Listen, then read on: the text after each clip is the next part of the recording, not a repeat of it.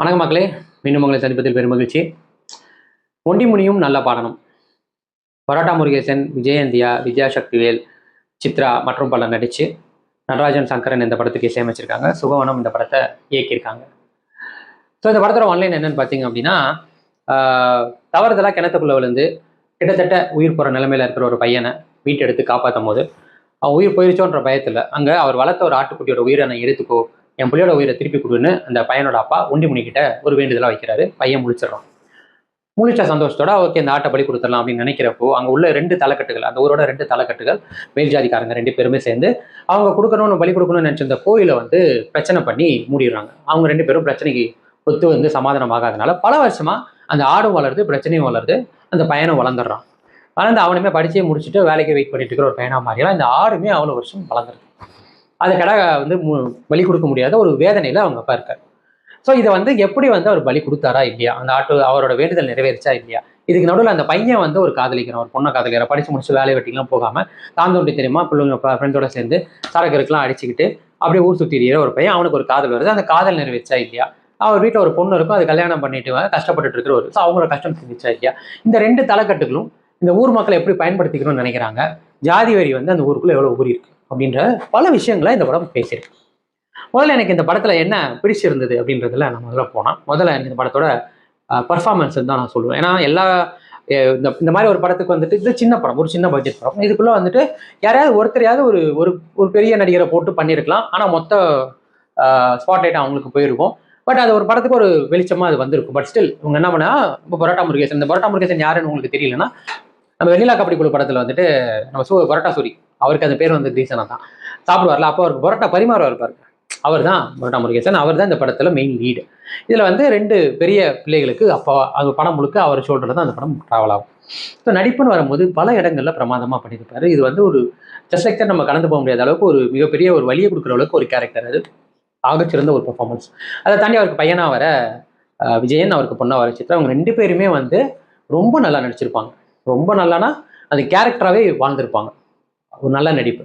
அப்புறம் வித்யா சக்திவேல் ஒரு காதலிக்கிற ஒரு அவங்க தான் ஹீரோயின், நல்லா சிறப்பாக பண்ணியிருந்தாங்க, நல்லா நடிச்சிருந்தாங்கன்னு சொல்லணும். ஸோ அதை தாண்டி அந்த ஊர் மக்களாக வர ஆட்களாக இருக்கட்டும், அந்த 2 தலைக்கட்டுக்கும் 2 ஊர் தலைவர்களாக வரக்கலாம் இருக்கட்டும், ஒரு நல்ல நடிப்பு. அதாவது அவங்க எல்லாருமே ரொம்ப யதார்த்தமாக அந்த ஊருக்குள்ளே இருந்தவங்களோ கேரக்டர்ஸ்லாம் எல்லாருமே புதுசு தான், எல்லாருக்குமே இது புதுசு தான். ஸோ எல்லாருமே ஏதோ ஒரு விதத்தில் அவங்களோட நடிப்பு பார்த்தீங்கன்னா அந்த ஊர்க்காரங்களாம் எவ்வளோ இருக்கும், எப்படி இருக்கும், அது மாதிரி ஒரு யதார்த்தமான நடிப்பு நல்லா இருந்தது. 2வது இந்த படத்தோட கதை, முனு கிடா அப்படின்ற ஒரு படத்தெல்லாம் வந்து இந்த ஆட்டை உயிரை வச்சு ஒரு விஷயம் பேசியிருப்பாங்க. ரொம்ப நல்ல படங்கள். ஆனால் இந்த மாதிரி ரொம்ப நல்ல படங்களுக்கு மக்களோட ஆதரவு பெருசாக இருக்காது. அதனால் வெளியில் பெருசாக தெரியாமையும் போயிடுது. அது ஓடிடியில் வந்ததுக்கப்புறம் ஆகும்னு சொன்னால் கூட அதுக்கான கிடைக்க வேண்டிய அந்த வரவேற்பு கிடைக்காம போயிருக்கும். இந்த படமும் அந்த நிலையில தான் இந்த படம் ரிலீஸ் ஆயிருக்கு. இதுவுமே ஒரு ஆட்டு உயிரை பற்றி படம் தான். ஆனால் இந்த படத்துக்குள்ள நிறைய ஜாதிகள் ரீதியாக இன்னைக்குமே இந்த 2025லுமே சவுத் ஆஃப் தமிழ்நாட்டிலலாம் என்ன மாதிரிலாம் இருக்காங்க அப்படின்றது தான். எந்த அளவுக்கு இருக்காங்கன்னா, ஒரு கொட்டாங்குச்சி ஒரு 25 வருஷத்துக்கு முன்னாடி ஒரு ஒடுக்கப்பட்ட சாதியில் உள்ளவங்களுக்கு எப்படி கொடுப்பாங்க, மேல்மட்ட சாதியில் வேலை அவங்களுக்குனா ஒரு முதலாளி அவங்க இருந்துட்டு வேலைக்காரங்களுக்கு அந்த கொட்டாங்குச்சியில் ஊற்றுவாங்க. இன்னைக்கு என்னவா இருக்குன்னா சில்வர் பாத்திரத்துக்கு மாறிடுச்சு. ஆனால் அது என்னன்னா அந்த சில்வர் பாத்திரமே வந்து அதே கொட்டாங்குச்சி இருக்கிற இடத்துல தான் அதுவும் இருக்கு. பாத்திரத்தோட வெரைட்டி மாறி இருக்கே ஒழிய அந்த நிலை மாறலை. அந்த பாத்திரமே வந்து பார்த்தீங்கன்னா ஒரு மரத்துல வெளியில, வீட்டுக்கு வெளியில ஒரு பின்ன பக்கம் இருக்கிற ஒரு மரத்துல ஒரு இடத்துல இருக்கும், அவ்வளோதான். புரிதா? ஸோ இதில் எதுவுமே மாறல. அதே மாதிரி இன்னைக்குமே பல இடத்துல எசமா அப்படின்னு சொல்ற இடத்துல தான் இன்னுமே இவங்க இருக்காங்க. எசமா சொல்றது தப்பான்னு கேட்டிங்கன்னா இல்லை, அந்த எசமா எப்படி சொல்றாங்கன்றது தான் இருக்கு. நம்ம முதலாளியும் கூப்பிடுறது வேற, எசமான்னு கூப்பிடுறது வேற. இந்த 2 வார்த்தைக்குமே அர்த்தமே வேற. இது பிரதிபலிக்கிறதே வேற. அதுதான் இந்த படத்துல. அப்படியே அவங்க கிட்ட வேலை பார்த்து வெறும் இன்னைக்கும் சோத்தை மட்டும் போட்டு கூலியா போட்டு அனுப்புற இதுவும் நடக்குது. ஸோ இதெல்லாமே இந்த கதை ஓட்டத்தில் அவங்க பேசியிருக்கிற இந்த விஷயம் நல்லா இருந்தது. அதே மாதிரி கிளைமேக்ஸில் அவங்க அப்பா வந்து எதுக்காக அந்த ஆட்டோட உயிரை பலி கொடுக்குறேன்னு சொன்னாரோ, அந்த ஆட்டோட உயிர் போச்சா இல்லையா அப்படின்ற ஒரு கேள்வி வரும்போது அதுக்கான பதில் கிடைக்கும் போது அவ்வளோ பிரமாதமாக இருந்தது. ஸோ கதையுமே வந்துட்டு அது அமைச்ச திரைக்கதையுமே இருந்துட்டு ரொம்ப நல்லாவே இருந்தது. 3வது இந்த படத்தோட இசை அண்ட் மேக்கிங். இசை வந்து பாடல்கள்னு வரும்போது படத்தோட பின்னணி இசை பிரமாதமாக இருந்தது.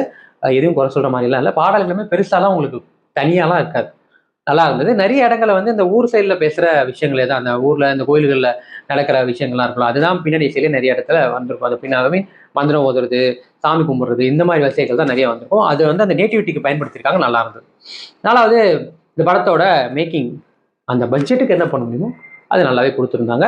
ஒரு ரியாலிட்டிக்குள்ளே நம்ம அந்த நேட்டிவிட்டியோட கனெக்ட் பண்ணுற அளவுக்கு எல்லாமே நல்லா இருந்தது.